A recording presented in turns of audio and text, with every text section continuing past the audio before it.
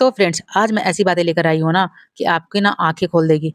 अच्छा ये बताओ, क्या आपको पता है गरीब और अमीर के बीच सबसे बड़ा फ़र्क क्या होता है? सबसे बड़ा फ़र्क कहने का मतलब है कि सिर्फ़ बैंक बैलेंस नहीं होता, बल्कि उनकी सुबह होती है। जो इंसान अपनी सुबह को सँभालना सीख जाता है ना, वो धीरे-धीरे पैसों को भी सँभालना सीख जाता है। पहले मुझे पता है क्या लगता था? अच्छी ज़िंदगी जीने के लिए बहुत पैसा चाहिए, लेकिन धीरे-धीरे मुझे समझ में आया कि अच्छी ज़िंदगी पहले अच्छी आदतों से आती है, पैसा तो बाद में आता है। अगर आप सोचते हो कि फाइनेंस सिर्फ शेयर मार्केट, म्यूचुअल फंड और निवेश का नाम है, तो ये चैनल आपकी सोच बदल देगा। यहाँ हम सीखेंगे कि घर की छोटी-छोटी आदतों से भी आर्थिक रूप से हम मजबूत कैसे बन सकते हैं। आज मैं आपको अमीर बनने की शॉर्टकट नहीं बताऊंगी। मैं आपको एक छोटी-छोटी आदत दिखाऊंगी, जिन्हें अपनाकर आप बिना दिखावे के एक मजबूत और सुकून भरी जिंदगी बना सकते हैं। अगर आप यहाँ सिर्फ पैसे कमाने के तरीके सीखने आए हैं, तो शायद ये चैनल आपके लिए नहीं है। लेकिन अगर आप पैसों के साथ ज़िंदगी जीने का सही तरीका सीखना चाहते हैं, तो यकीन मानिए आपकी ज़िंदगी बदल सकती है। हर सुबह मैं अपने दिन की शुरुआत 2 चीज़ों से करने की कोशिश करती हूँ, थोड़ा-सा प्रकृति के साथ समय और थोड़ा-सा अपने शरीर के साथ। क्यों? क्योंकि मैंने एक बात समझी है, जिस इंसान के पास स्वास्थ्य नहीं है, उससे एक दिन अपना पैसा स्वास्थ्य पर खर्च करना पड़ता है, और जो इंसान अपने शरीर में थोड़ा-सा निवेश करता है, वह भविष्य में बहुत बड़ा खर्च बचा लेता है। मेरे लिए सुबह का सैर या थोड़ी-सी एक्सरसाइज सिर्फ फिटनेस नहीं है, यह एक फाइनेंशियल डिसीजन भी है, क्योंकि फाइनेंस सिर्फ पैसे कमाने का नाम नहीं है। फाइनेंस उन फैसलों का नाम है जो आने वाले सालों में आपके पैसे बचाते हैं। याद रखिए, हर निवेश शेयर मार्केट नहीं होता, कुछ निवेश आपका शरीर भी होते हैं। एक बात मैं आपसे पूछना चाहती हूँ, क्या कभी आपने सोचा है, हम अपने पैसों को बचाने के लिए तो बहुत कुछ सोचते हैं, लेकिन उस शरीर के बारे में कितना सोचते हैं, जिसकी वजह से हम पैसा कमा पाते हैं?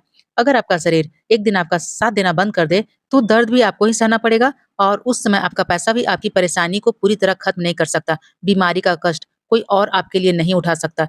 इसीलिए मैं अपनी सेहत का ध्यान रखना भी एक समझदारी समझती हूँ, और इसी सोच के साथ मैं कोशिश करती हूँ कि घर का खाना सिर्फ स्वाद के लिए नहीं, बल्कि मेरे परिवार की सेहत और मेरी बचत दोनों का ध्यान रखे।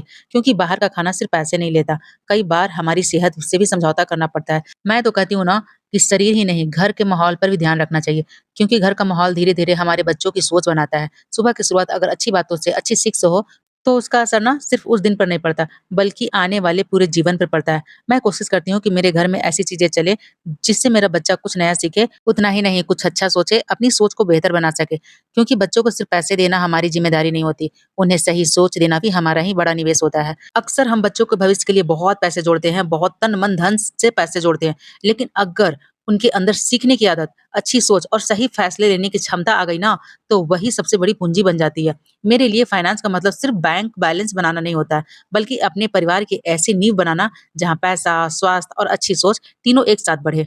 सच बताऊँ, क्योंकि मेरी नज़र में ना अच्छी ज़िंदगी का मतलब सिर्फ पैसा बचाना नहीं है, बल्कि ना खुद को महत्व देना भी उतना ही ज़रूरी होता है। अक्सर हम क्या करते हैं ना कि परिवार और बच्चों का ध्यान रखते-रखते ना खुद को पीछे छोड़ देते हैं। लेकिन याद रखिए, जिस तरह हम अपने पैसों को सँभाल कर रखते हैं, उसी तरह हमें अपनी ऊर्जा, हमें अपना समय और हमें अपने आत्मविश्वास को भी सँभाल कर रखना चाहिए।